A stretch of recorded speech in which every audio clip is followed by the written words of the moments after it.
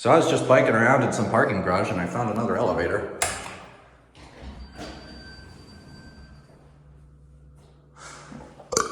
I think it's a hydro fit.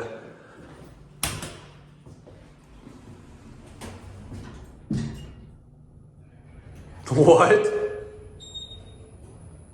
What the fuck? Gen 2 for 2 floors. Nice. All right then. Bro, what?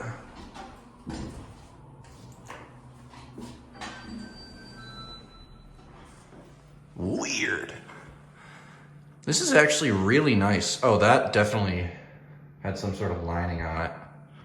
Or some sort of thing on it that got taken off. Wow, okay. Gen 2 for 2 floors. Cherry Creek. Does not hold back. I mean, yeah, it is Cherry Creek, so I shouldn't be surprised. Wow. Okay then.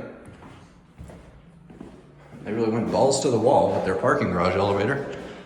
That's it.